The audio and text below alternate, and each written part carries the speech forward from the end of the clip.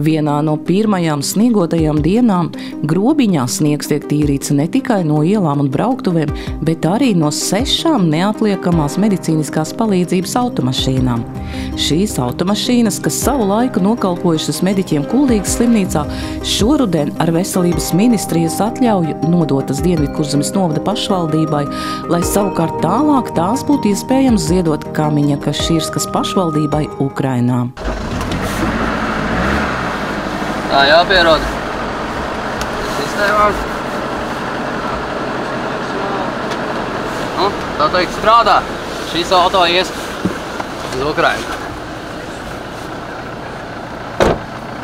Tās mašīnas jau ir tā aprīkotas, ka būtībā viņas jau ir uzreiz gatavas pielietošanai. Ir nestuves, gultas, krēsli, plauktiņi visi, jo viņas jau līdz, kamēr vien kalpoja ātrai palīdzībai, būtībā viņas jau tika izmantotas. Un mēs jau tikai šobrīd veicām tādu uzfrišināšanu. Ja riepas samainījām un akumulators un nedaudz viņas atdzīvinājām un vedīsim prom. Domājam, ka godam kalpos. Ir dažāda vecuma, man liekas, vecākā ir kāda 10 gadi, kāda 8, 9, kā kura mašīna.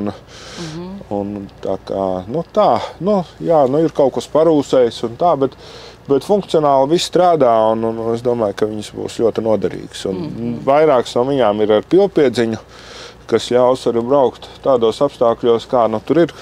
Ukrainā katram reģionam noteikts obligātais palīdzības apjoms frontei, taču gadījumā, ja pietrūkst savu resursu, tad jālūdz atbalsts sadarbības pašvaldībai. Ar Kamiņa-Kašīrskas apgabalu Dienvidkurzemes novada pašvaldības sadarbības līgumu noslēgusi 2022. gada vasarā. Šī viņu nelaime saved mūs kopā, jo mēs paši saprotam, ka viņi karo arī pa mūsu brīvību. Kādi būtu jūsu ceļa vārdi šiem cilvēkiem, kas šobrīd dosies ceļā? Cēla misija.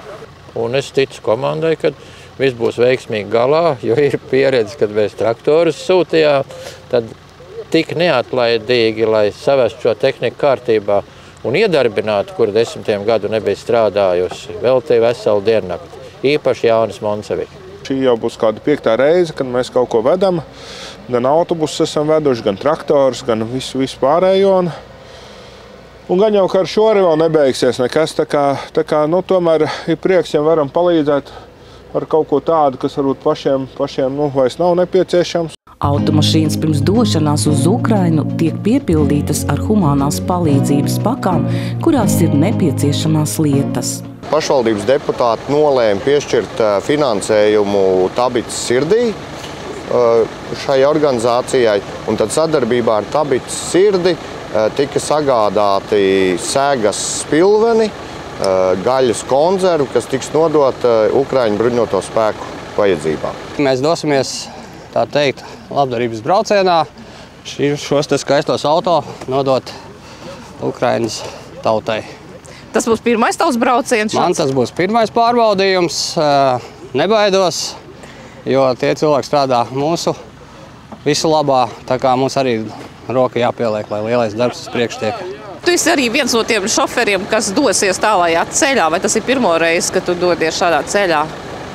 Ar šādu konkrētu mērķi tas man ir pirmo reizi, bet, protams, ceļojot pieredzi ir un tā kā es domāju, ka viss būs kārtībā. Esam kopā ar Ukraiņas tautu un no mūsu puses tas ir mazākais, ko mēs varam darīt.